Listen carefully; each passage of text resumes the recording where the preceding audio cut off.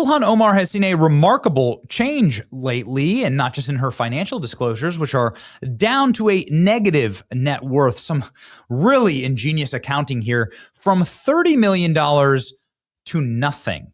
Now, she says that it was a mistake saying that she has tens of millions of dollars. That's because they were finally able to fly the last of the cash back to Somalia, where it is being kept safely under a mattress. Ilhan Omar wishes she was under a mattress.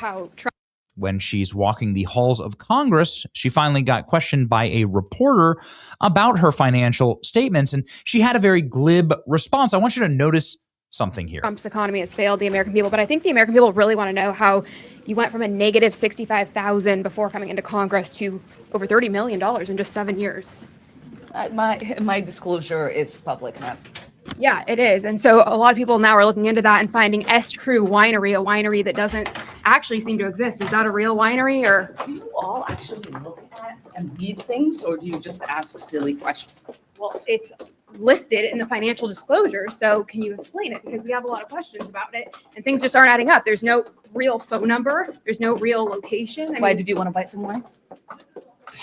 So Ilhan Omar goes from making jokes about her financial crimes to, I think you'll notice, a slight difference in Ilhan Omar. This is a far more recent video. Same reporter, same outlet, Lindell TV.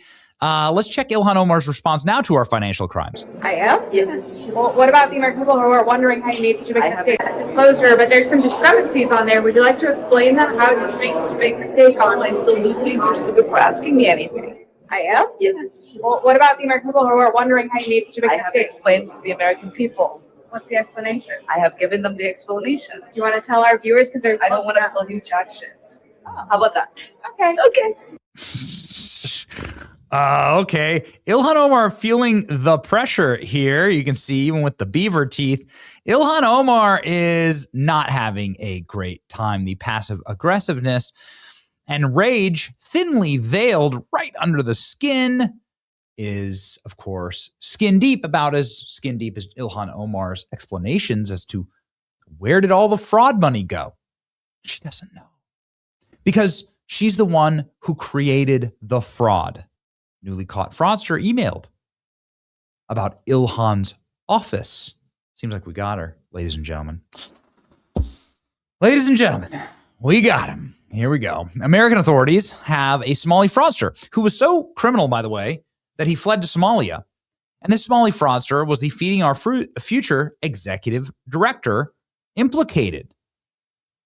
Now, Feeding Our Future is important because this entire fraud, which is just they're giving out, they're getting paid by the government for meals they didn't serve to children that didn't exist. And they bilked $250 million from the taxpayer at least in this fraud. Who wrote the bill that allowed this? Ilhan Omar. Who authored the reduction in the processes that would check for this level of fraud, in this exact style of fraud, feeding children? Ilhan Omar. You're telling me that all of her friends and all of her buddies that are here emailing about Ilhan Omar's office, that they knew nothing about it? That Ilhan wasn't behind this? Okay. So the newly arrested Somali exchanged emails, including a specific line called Ilhan's office, according to Fox News. As mentioned above, Bach insisted that she believed that Ilhan Omar certainly knew about the huge fraud network in Minnesota. Ilhan Omar must have known about the $250 million Feeding Our Future fraud because she helped with the program and because it was run out of her friend's building by her friends. Half the people that are implicated in this work with Ilhan Omar or are donated to her campaign or worked on her campaign. Oh my. Here we go. This is the fraudster that they nabbed up in Somalia, which I think is very interesting. So the Somalis are throwing the Somalians under the bus. You know what they say? The company of thieves, they say, right? 4 years on the run. His arrest adding new scrutiny to an email he sent referencing the office of Congresswoman Ilhan Omar as Republicans push for more answers about the Squad Democrats' potential ties to the scandal. Correspondent Garrett Tenney is reporting live for us in Chicago with the latest. Hi, Garrett. Yeah, John, this guy who was arrested was allegedly one of the central figures in the massive Feeding Our Future fraud scheme. And when he was charged 4 years ago, Abdikarim Idle fled the country. His name came up a lot during the trial of the now convicted ringleader of the scandal, Amy Bach. And her trial exposed multiple communications they had with Congresswoman Ilhan Omar's staff. For example, in February 2021, there was an email chain between Bach and Omar's office with the subject line, "Help with USDA food programs." Those same programs were targeted by the fraudsters for more than $250 million. A couple weeks later, Bach sent Idle an email with the subject line, Ilhan's office. There was also a string of text messages between Bach and Omar's staff. What did those messages say? Well, we don't know that because they were sealed by the court. And when Minnesota lawmakers investigating the fraud requested Congresswoman Omar turn those records related to her office's contacts with individuals who've been charged or convicted in the scheme, she refused. Maybe this is a good opportunity to shut down birthright citizenship. Maybe this is a good time to just ban all third world migration. And, you know, the president's administration actually has done that. We've accepted 0 asylum claims. Now time to shut the door forever, for good. Ilhan Omar is connected to yet another Somali fraudster. Abdikarim Idle just got dragged out of Mogadishu. He was on the run.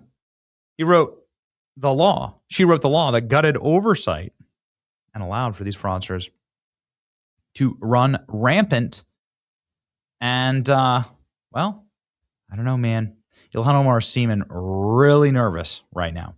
Ilhan Omar, somebody who, let's say, the mastermind behind the Feeding Our Future scam in Minnesota, sentenced to 41 years in prison. I mean, people are getting real prison sentences for this. Hard time. 41 years. That means you're probably going to die in prison. You look middle-aged anyway. You're probably going to die in jail.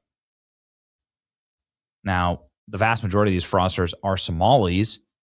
And J.D. Vance told us that they have the evidence that Ilhan Omar did this at the White House. I mean, he straight up told me in our interview that this is how it's going to go down. We have the actual evidence proving that Ilhan Omar committed multiple frauds against the American government.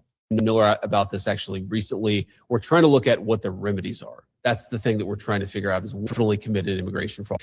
Yeah, so we actually think that Ilhan Omar definitely committed immigration fraud against the United States of America. And I talked to Stephen Miller about this actually recently. We're trying to look at what the remedies are. So he's saying, what are we going to do next? I got some ideas, right? I got some ideas. Look at this. Ilhan Omar is promoting a restaurant in Minneapolis. The owner who donated her campaign was just convicted in the Feeding Our Futures fraud scheme. It's time. I mean, we'll see. We'll see what happens. Look at this. Here's the fraudster with the Ilhan Omar sign. You know what's about to happen. You know what's about to happen. Okay. Love to see them wipe that smug smile off her face. As President Trump says, with little kshing, right? It's your boy Benny. Like, share, and subscribe.